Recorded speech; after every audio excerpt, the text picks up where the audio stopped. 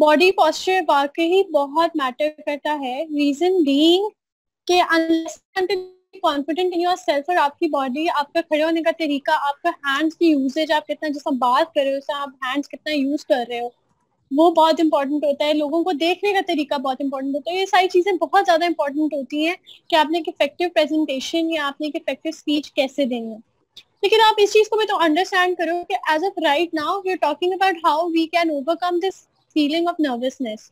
चलो body posture पे बंदा वर्क कर लेता है, लेकिन वो तो सारा हम उसमें डिस्कस करेंगे कि एक पब्लिक स्पीकर, एक इफेक्टिव अच्छा पब्लिक स्पीकर, एक अच्छा कम्युनिकेटर, उसके क्या एट्रीब्यूट्स हैं। ठीक है, so as of right now मैं आपको बता देती हूँ कि हाँ, बॉडी पॉस्चर बहुत मैटर करता है। बॉडी पॉस्चर पे हमें काम करना चाहिए और उस पर मैं I will talk to Usman, we will have another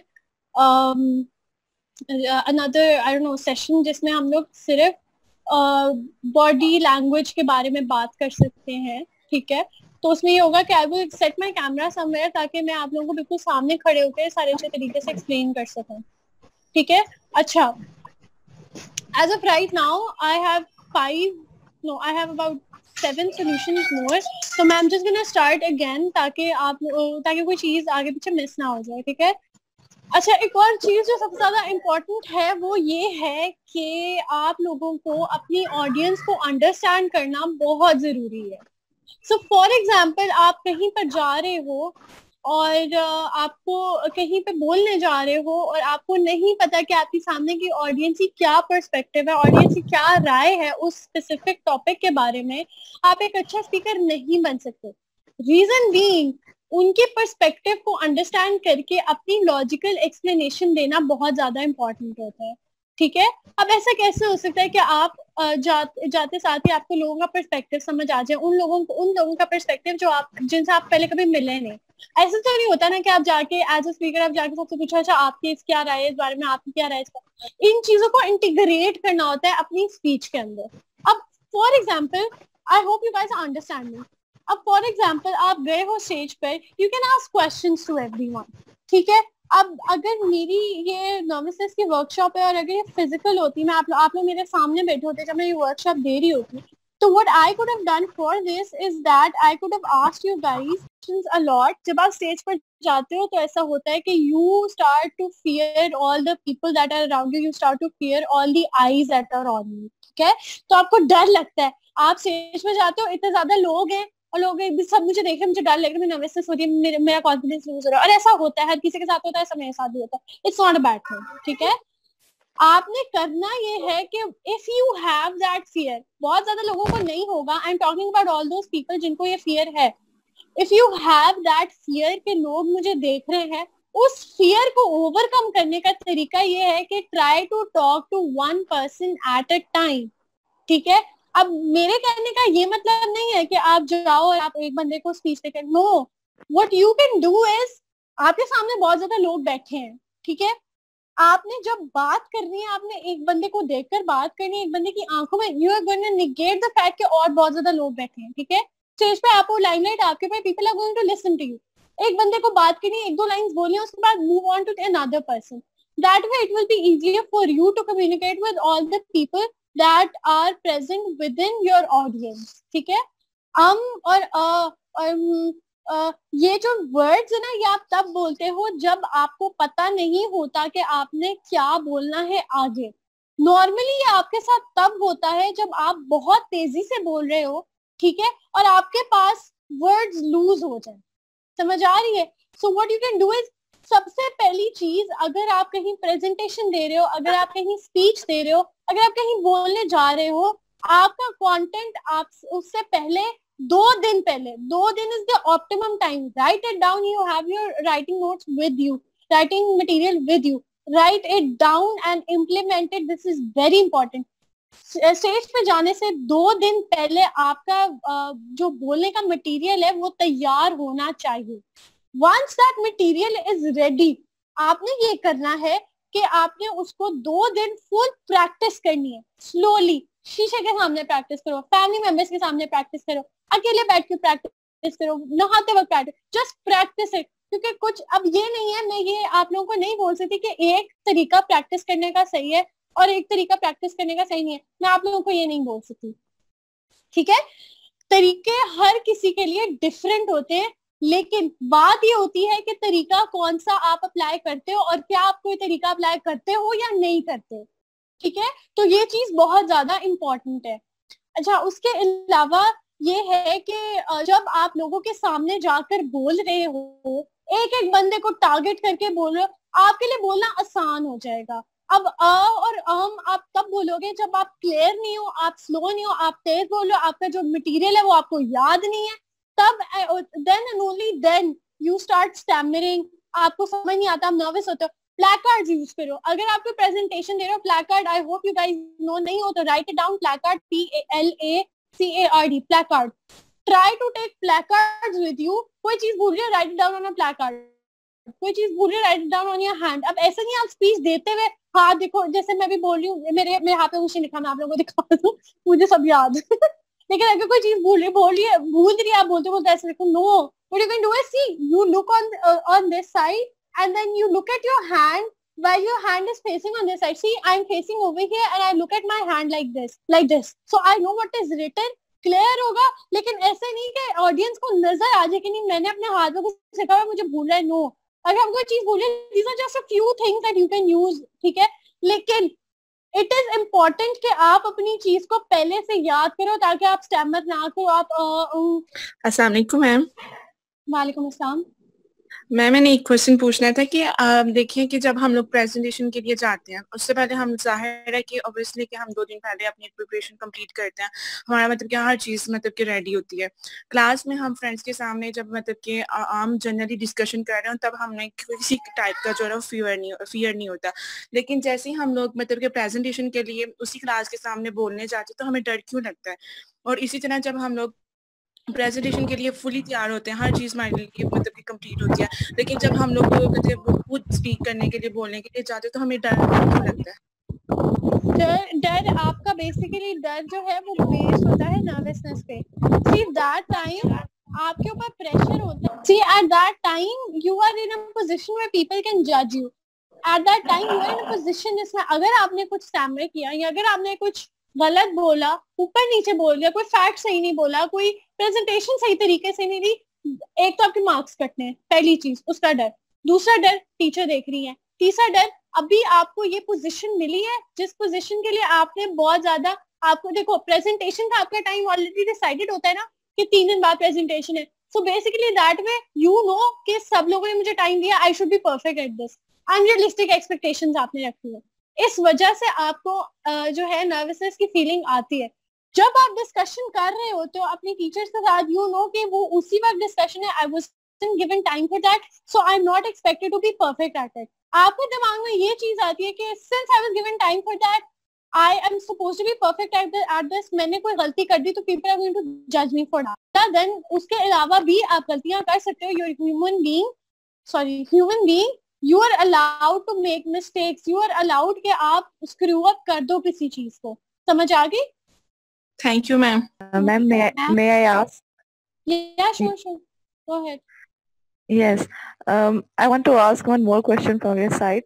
Like Sure. sometimes we have fear, the feeling of fear from the very, the starting of our age, like childhood. As when I was in 6th or 7th standard, I used to go on the stage and like for debate competition and speech. But I have problem in my echo, in my, voice quality. So after that kind of bad experience, I would never go on the stage. What would I do?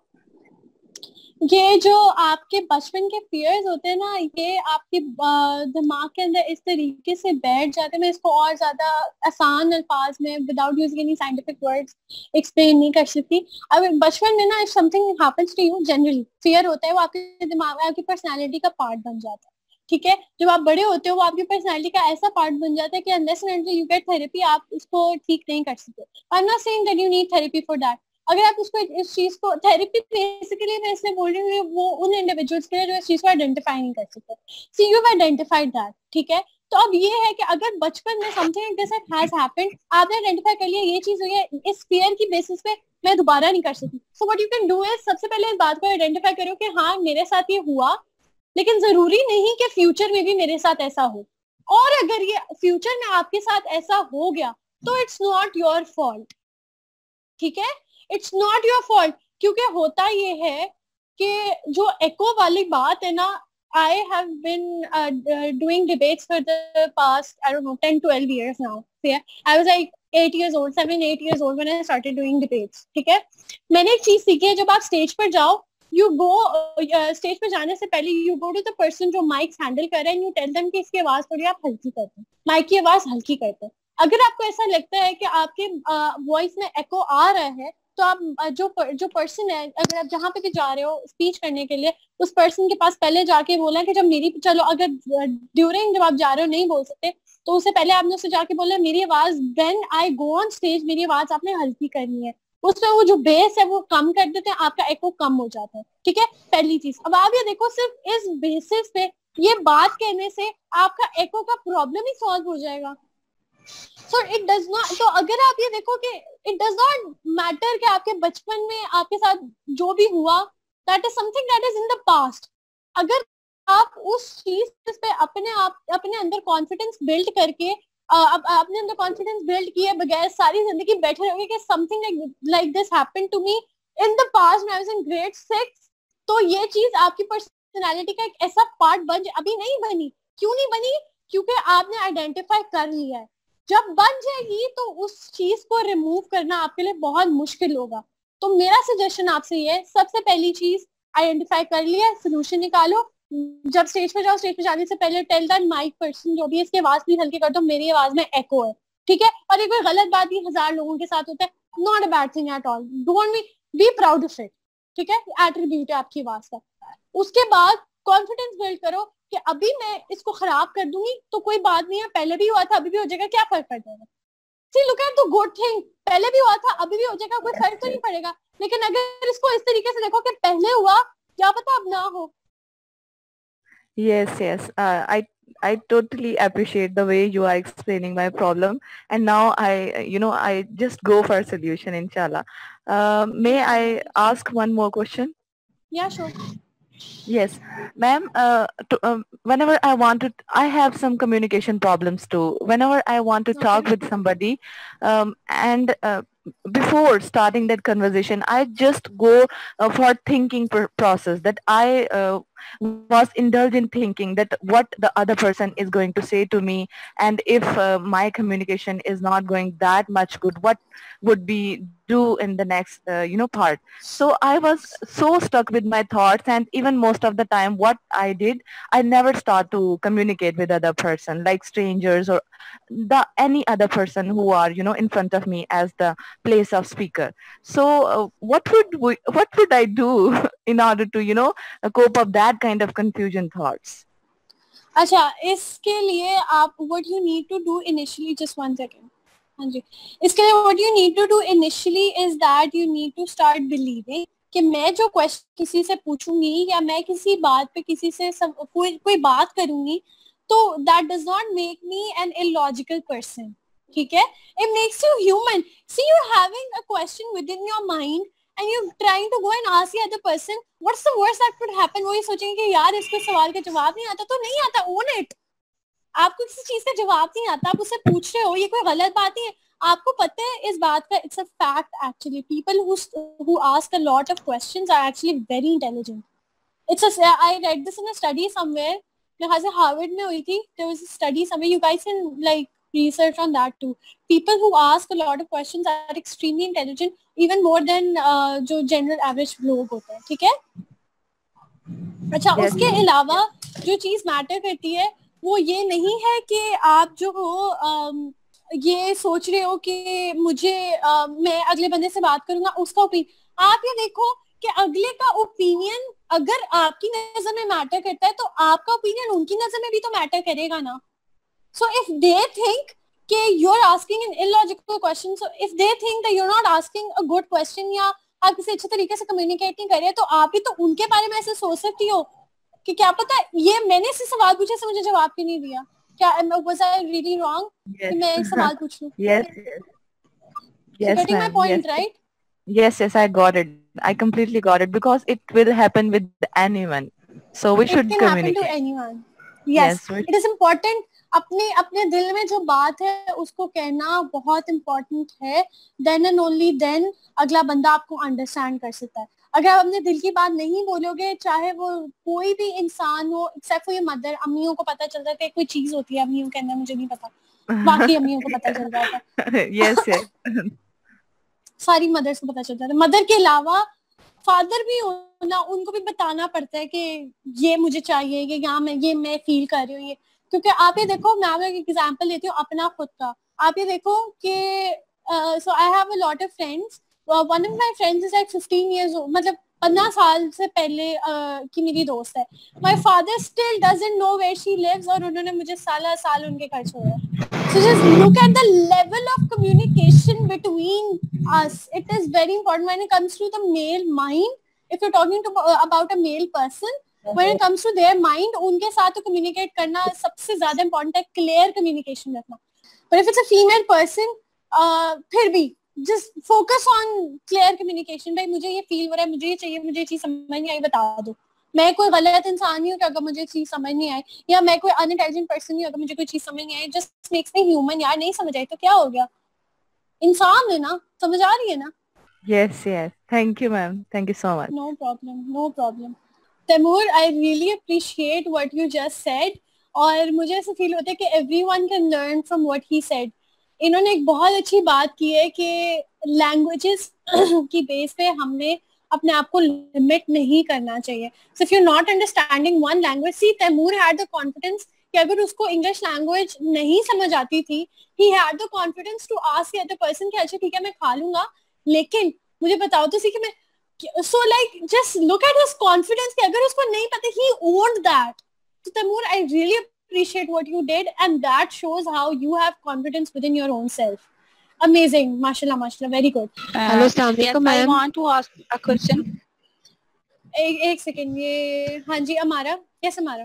Yes, sometimes we are so much nervous and feel much stress. The level of our stressness so high, and on that time we are just start babbling to ourselves. So what is the reason behind it? How we start what? We just start babbling to ourselves. बड़बड़ाना, खुद से बातें करना. Yes. So what is the reason behind it? अच्छा, खुद से बात करना एक कोपिंग मैकेनिज्म होता है. खुद से बात करना is not something that is bad. No actually जो हम किसी को कहना चाहते हैं वो हम खुद से कहना स्टार्ट कर देते हैं, और इस हैबिट से हम जो है इसको कैसे हम कंट्रोल कर सकते हैं. ये एक बहुत अच्छी हैबिट है, पता है आपको. अगर आप ये सोचो कि ये गलत, मतलब अगर हाँ जी ये बहुत अच्छी हैबिट है जी. अगर आप किसी और को कहना चाहते हो, आप अपने आप को बोल रहे हो, आप इस तरीके से अपना कॉन्फिडेंस बिल्ड कर रहे हो कि अच्छा मैंने आपको बोलिया, मैं अगले को भी बोल सकता हूँ. या आप अपने आप को तैयार कर, अपना सेल्फ फेथ इंक्रीज कर रहे हो. आप ये देखो कि समटाइम्स जो बंदा फुल नर्वस होता है, जिस बंदे के अंदर ये फीलिंग आती है कि नहीं मैं अगले को बोल ही नहीं सकता, वो अपने आप को भी नहीं बोलता, उसके दिमाग में बात होती है, वो उसके मुंह पर ना वो अल्फाज नहीं आते, चाहे वो अपने से बोलने के लिए भी आ रहे हो ना, लेकिन वो अल्फाज नहीं आते. तो अगर ये बात आप खुद अपने आप को करते हो ना, वन डे आपके अंदर इतना कॉन्फिडेंस आ जाएगा कि आप दूसरे को भी कर सको. So like what you can do is, इसको मैनेज करने के लिए, ये नहीं कि आप यही करते रहे, नहीं, इसको मैनेज करने के लिए आपने करना है कि आपने अपने आप से बात करने के बाद बोलना है कि अच्छा जैसे माय नेम इज जिहा, राइट. तो मैंने अपने आप को बोला कि मैंने आयशा को बोलना है कि आयशा आपका माइक ऑन नहीं था, मैं बहुत तंग हुई हूँ. तो मैं बोलूंगी आपका माइक ऑन नहीं था, मैं बहुत तंग हुई हूँ, अच्छा I should say this to Ayesha, मैं आयशा को ही बोलूँ. So like whenever you say something to yourself, उसके बाद अपने आप को बोलो कि नहीं I should say this to the other person, फिर बोलो. इससे आपको कॉन्फिडेंस बूस्ट होगा. अस्सलाम वालेकुम मैम. वालेकुम सलाम. Fine ma'am. मेरा क्वेश्चन ये था कि जब हम स्टेज पे परफॉर्म करते हैं तो सडनली हमें ऑडियंस की तरफ से आती मतलब कि शोर आता है या हमारी स्पीच पे कोई रिएक्ट करते हैं, इस तरह हमारा दिमाग जो वो मतलब ब्लैंक या ब्लॉक हो जाता है. तो इस बारे में आप मुझे बता दें.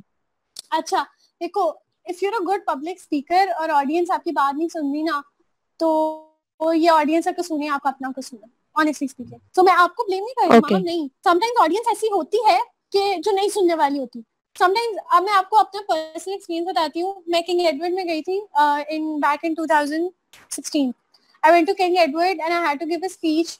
और आप लोग ऑनेस्टली ये देखो कि मैं जब स्पीच दे रही थी तो पूरी ऑडियंस खड़े होकर पाक से ज़मीन शाद बात बोला, क्योंकि किंग एडवर्ड की जो ऑडियंस है ना, दे आर नोन कि वो बहुत बहुत तंग करते हैं जो भी बंदा स्टेज पे आता है उनको। So like what I did was I kept on giving my speech. After a while, 5 seconds, 10 seconds, they sat down and they started listening to me. What you can do is when you go on stage, अपने अंदर तो confidence रखो कि मैं जो बोल रही हूँ मैं सही बोल रही हूँ, लेकिन अपनी स्पीच ऐसे स्टार्ट करो कि अगला के बोले अच्छा इसे क्या बोलना है। फॉर एग्जाम्पल, अपनी स्पीच किसी क्वेश्चन से स्टार्ट कर दो, अपनी स्पीच अपना हैंड रेज करके स्टार्ट कर दो, अपनी स्पीच ऐसे स्टार्ट करो जैसे कोई कोट बोल दो, कोई ऐसे इधर उधर देखो, सारे देखें अच्छा क्या। क्योंकि देखो अगर तो if it's an informal speech आप ये कर सकते हो, if it's a formal speech start with a loud voice. If you start with a loud voice and you build yourself slowly, loud voice पे हर किसी का अटेंशन आपकी तरफ होगी। आपने स्पीच ऐसे स्टार्ट करनी है कि हर किसी की अटेंशन आप ग्रास्प करो, ठीक है, और ग्रास्प करने के बाद जो है उनको उसी उस पे ना मतलब उसी लेवल पे मेंटेन करो। ऐसे नहीं है कि ऑडियंस की टेंशन ग्रास्प कर ली उसके बाद स्लो होके माइल्ड होके एक ही लेवल पे बोली जाओ, ऑडियंस की टेंशन चली जाएगी।